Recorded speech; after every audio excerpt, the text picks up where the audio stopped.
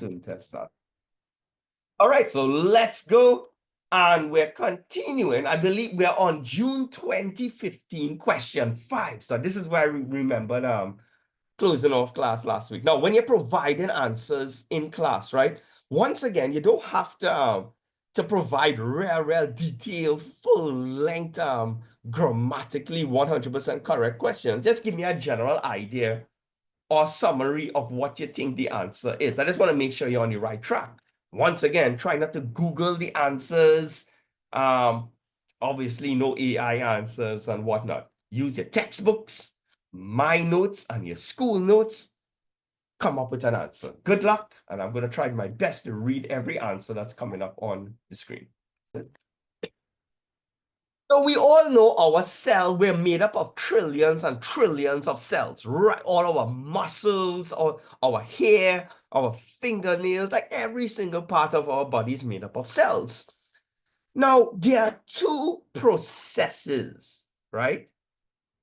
There are two processes that are responsible for making cells, right? And both of them just happen to start with the letter M, right? If it was up to me, I would have named them slightly different, with different letters and whatnot, starting with different letters to make life easy. But we all know life isn't easy. So the two methods by which cells are made, let me just write it here, is mitosis and meiosis, right? I think I spelled one of them wrong there. Let's double check. Right? No, it's correct. Meiosis. Now, we normally have how much chromosomes in our cells? In the most of the cells in our body, how many chromosomes do we normally have? Zaria, correct. Anybody else wants to take a guess? These are questions they could ask you in the exam, right? So take a shot at it. Cassidy, correct. Naomi, correct. Right. Maria, correct. So mitosis, whenever the cells replicate in mitosis, you have 46 chromosomes. I just put in CHRO. However, meiosis, right, is only used in the replication of the sex cells. So these are used to replicate, or sorry, duplicate sex cells, which are in males, it's the sperm cells, and of course in females are the eggs. Now, a sperm cell has how much chromosomes in it? A sperm cell, number mitosis, replicates other cells in your body, like in your nose, your liver, your brain, your ears. Those, when they replicate, have 46 chromosomes. But sex cells, like each sperm and each egg, only has what? 23 chromosomes, and the eggs also have 23. So that means when a sperm fuses with an egg, you get 23 plus 23, which ends up being 46, which ends up what? Once you have the 46 now, that 46 can replicate, and it turns into a baby and whatnot, right? So the process for part A, obviously they're going to be referring to what? Meiosis, not mitosis. A few people sent mitosis because they're talking about the sperm and whatnot, right? Sorry for the small answer over here. But let me just erase this over here. Right. So meiosis is the process by which haploid sperm cells and eggs are produced. Now, haploid means half, 23, right? And its importance to fertilization is ensuring genetic diversity. Now, anytime you think about it, right? Whenever meiosis is performed, every time it's performed, the cells look a little bit different. All the sperm cells will look different. They will have a slightly different configuration of genes and whatnot. So, and that is why when parents have multiple children, the children don't obviously look the same. They look similar, but they will not look exactly the same. For those who have brothers or sisters, you may resemble your brother or sister, but due to genetic diversity, right? We call it genetic diversity or genetic variation. During the process of meiosis, it causes each child to look a little bit different. Okay, great.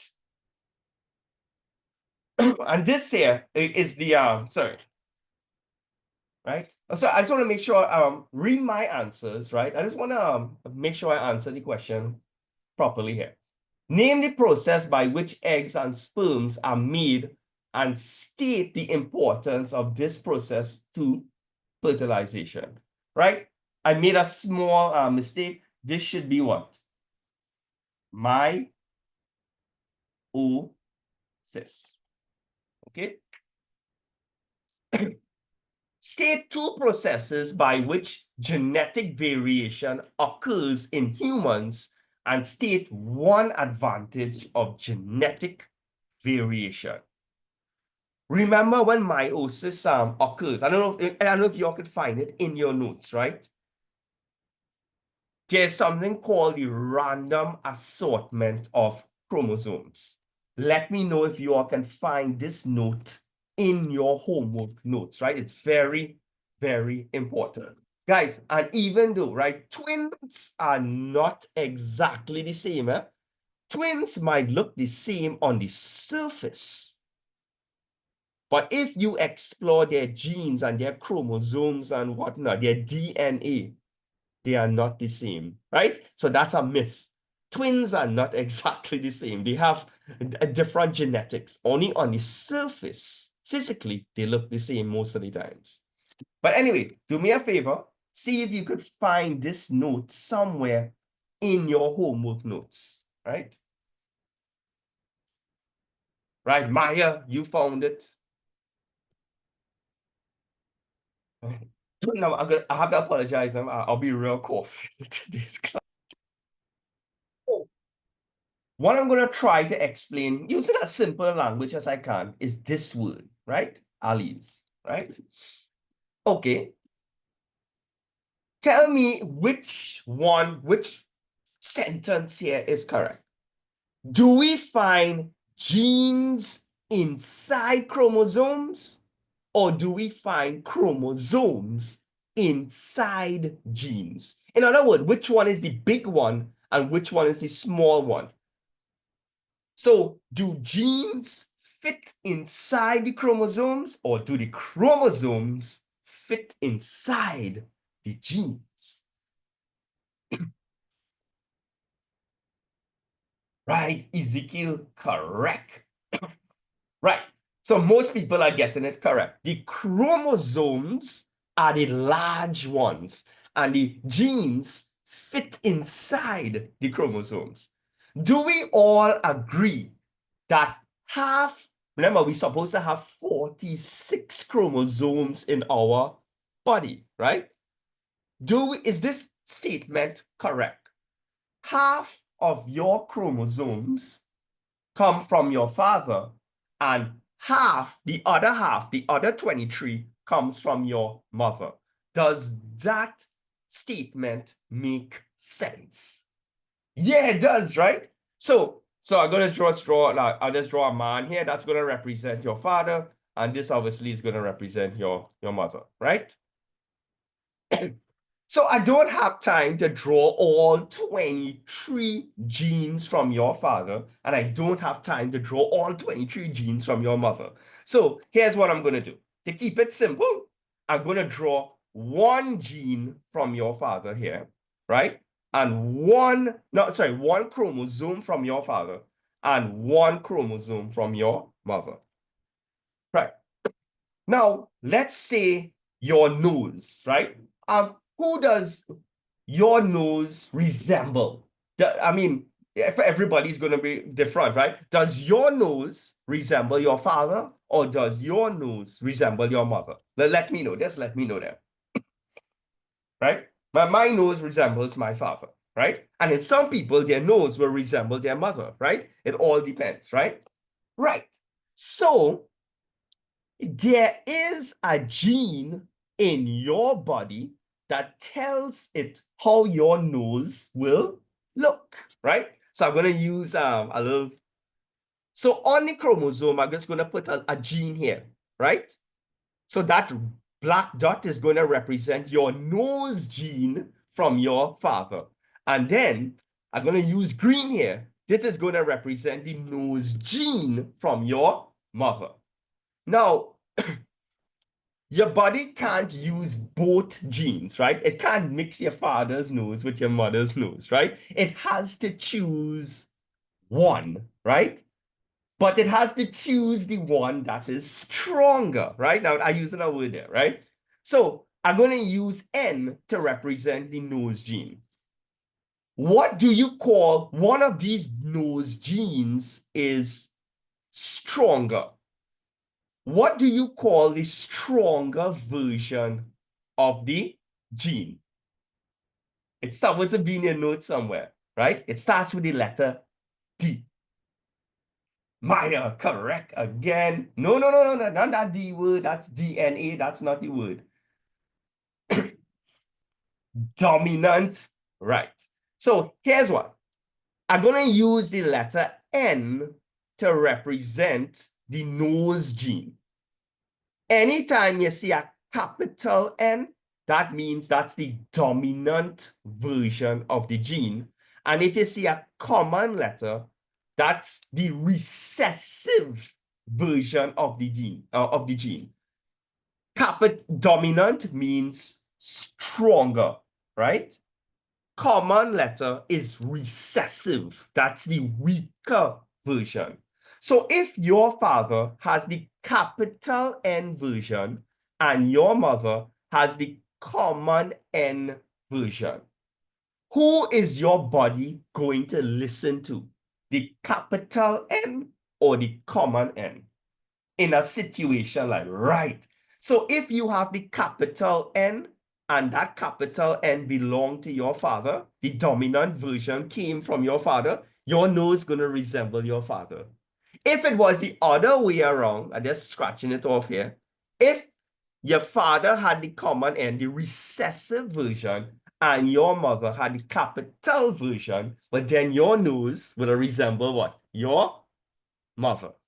Okay? Now, I know some of you all are saying, well, what if both of them have common N or capital N?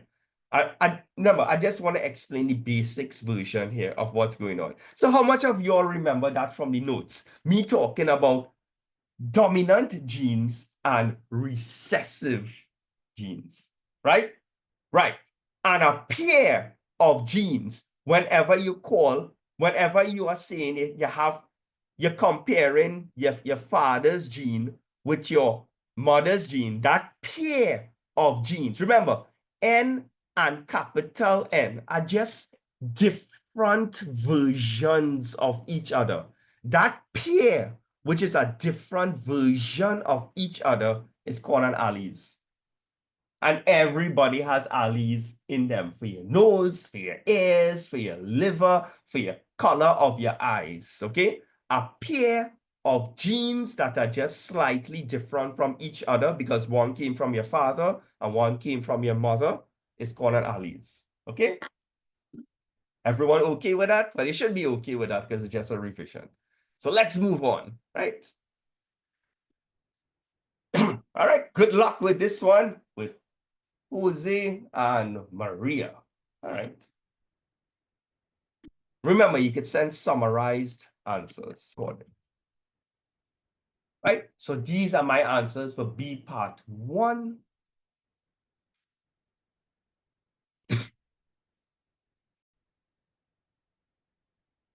So these are the answers. No, but it was 6 marks, right? So I kind of write a long-ish answer, right? And of course, there are more than one correct answers, right? Right? Yes, having better food security for the country is also a possible answer, because if you're overpopulated, right? And that's part of population growth, right? If you have overpopulation, then your food resources are going to have to be stretched thinner. Okay, so planning births or planning a family, so you get an idea, so you don't have too much children. It benefits the food security of the country as well.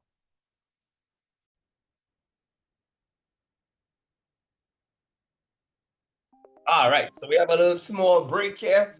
All right, so you all know what to do, but let's see the instructions. Everyone gets to choose 3 letters, any 3 letters, and let's hope you get enough, what I say, gems of your choice for your team. Any 3 letters.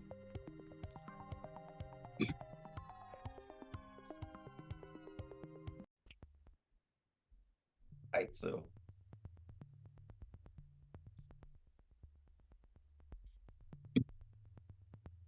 All right, so let's get ready to move on. Some people have 3 gems, and some people still have no gems.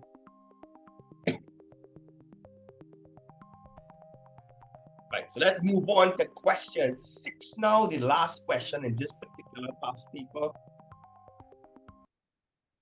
Now, I know you all have this diagram in your notes, and it's such a straightforward question, right? Well, when we were doing diseases and whatnot, I believe we did that close to, I think at the beginning of this term, the diseases and all whatnot, and you all had a diagram of the lifespan of a fly, which I told you all you have to learn off by heart. So good luck with this one. It's just to find the notes in your book, and I guarantee you every single answer in your notes will help you with this question. It's in the notes itself. Diagram here. A is definitely the eggs. Well, people send that for me. B is the pupa, right? It takes about 8 to 24 hours to go from, that's the first stage there. The second stage takes about 4 to 7 days, okay? Right, I hope we're on the right track there, right? You still have part B and what not to do, right? I know you have part 4 and part 5 here, but let's give you those one time. So those are the values you would see in your notes. Good luck with part B. It's gastro the person got. So when we were doing this topic, I had given you all a table with all the signs and symptoms and the causative agent of gastro, right? Now, by the way, this is the diagram that you would have seen in the slides a few months ago, right? So some signs and symptoms, and most people got this correct, is diarrhea, vomiting, fever, dehydration, right? That's straight from the table. And the causative agents are the rotavirus and norovirus. Now, for those who are doing integrated science, they will never ask you to name the actual causative agent.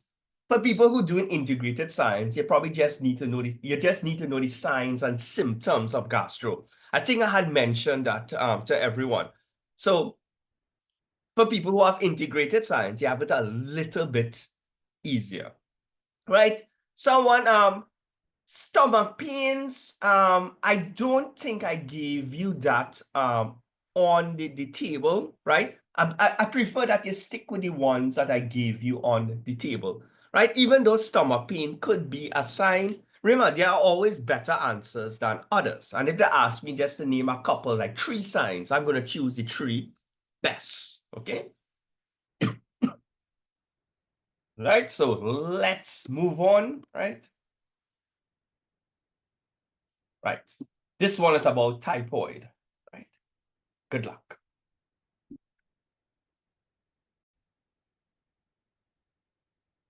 Right. Cholera can also lead to gastro, right? So most people got that correct. I believe that was straight out of the notes, right?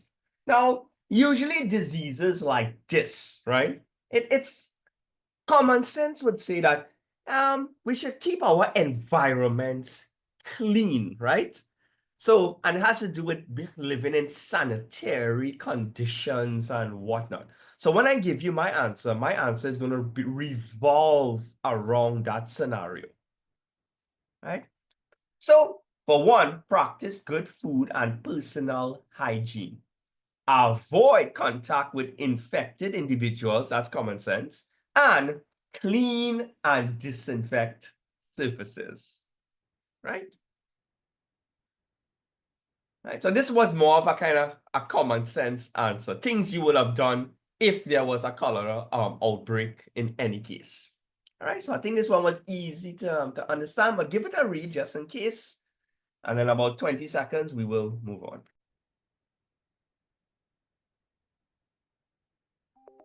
All right. So we're actually finished with that entire past paper. It took us 3 weeks to do past paper, but we got through it. And we're going to start another one just now. Let's see. The orange and green team get to pick 2 letters. Sorry, guys, there's a little preference for orange and green.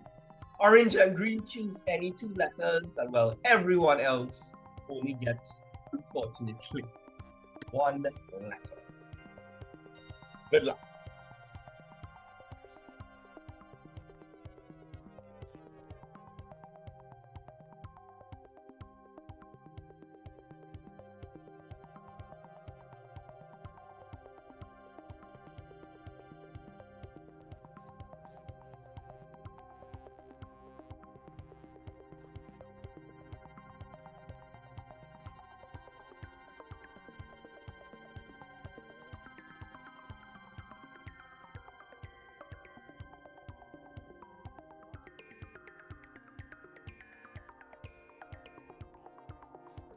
All right.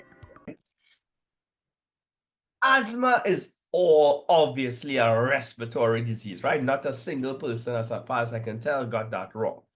Now, signs and symptoms of asthma, right? We know it has a good, when a person has an asthma attack, we all know it has to do something with them not being able to breathe properly. They have shortness of breath, they wheeze. So you kind of structure your answers around that situation. They only ask for 2, right? You could put any of those 2. And as far as I can tell, everyone at least had 2 out of that 4, which is good news. All right. When questions come this easy in the exam, just, just be happy. All right.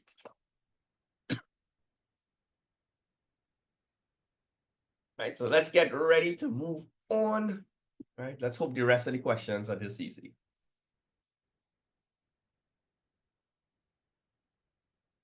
Oh no, a graph question. All right, we can do this question together. Cause I know most of you are just not going to draw the graph on that end, and you're probably going to wait on me to draw it in any case. So I guess we could do this as a group. So let's go through this. Table 1 shows the number of persons suffering from asthma in different parts of the country. All right, so let's see the different parts of the country here. There's the city, which is obviously you can use the imagination. When you're in the city, there's going to be a lot more pollution, right? Things in the air. And we already know, we could already sense that the city is going to trigger more asthma attacks because of the pollution. So if a person has asthma and they're in the city, we automatically know they're going to have more asthma attacks because pollutants affect the respiratory system. And then they have countryside A and countryside B. Countryside A is the nice one. It have like vegetable farming. We can imagine there's going to be plenty clean air. But countryside B has plenty heavy metal industries. So I think it's going to have, even though it's countryside, for B, it's going to have some pollution in the air. All right? On the grid provided, draw a bar graph. Well, I'm going to go on the assumption everyone can draw a bar graph, but does my bar graph look correct? Now, let me just go back here, right? The city is supposed to go up to 25. Countryside A is supposed to go up to 5, and countryside B, he's the highest one. He goes up to 40. Does this look correct?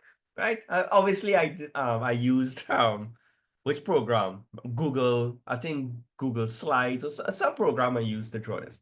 But does my graph at least make sense? Does my bar chart, sorry, make sense? Right? And I'm going to trust everyone can do this in the exam, right? Because I believe bar charts was part of the SEA syllabus, right? So let's just move on to something a little bit harder, right? Use your knowledge of the triggers of asthma and the data provided in table 1, look at the table there, to account for the number of asthma cases in different parts of the country, right? So see if you can come up with an answer here. And just send something on the chat there. So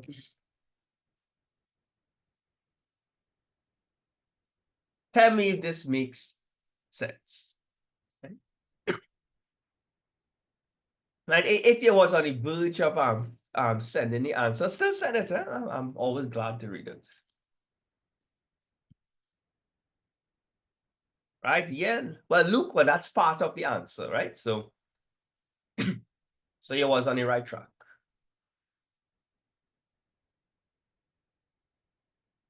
Yeah, Jordan, yeah, that I would have given you most of the marks for that answer as well.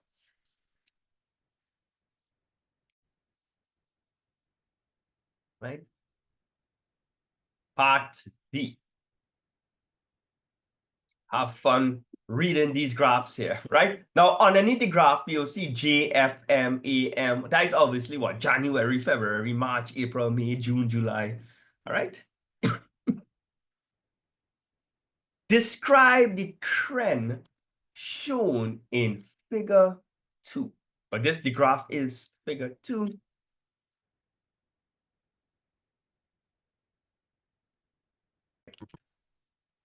You all notice that when the Sahara dust levels get higher, the asthma attacks also get higher. And when it's the Sahara dust is low, the amount of asthma cases is also low.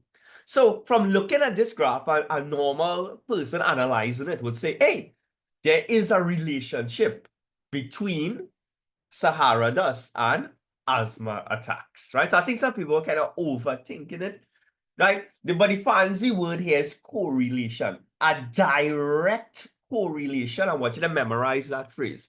A direct correlation means when one thing goes up, the other thing also goes up. If one thing goes down, the other thing also goes down. And that's the relationship there, a direct correlation. Right. Let's go. That, check it out. I just want to point out something, guys. Look how much marks that question was worth. 15 marks. I don't know if you all agree with me, but that was an easy 15 marks in the exam, in my opinion. Right? 15 marks for that entire question 1. All right. So here we have a little class poll to take with everyone. What country other than your own would you like to live in? The most popular answer gets 10 gems. The least popular answer gets 4 gems. Let's launch the poll. I especially like the poll question. Right. Everyone vote. If you are part of the more popular answer, you get 10 gems. The least popular answer, you still get some gems. Everyone else in between gets nothing.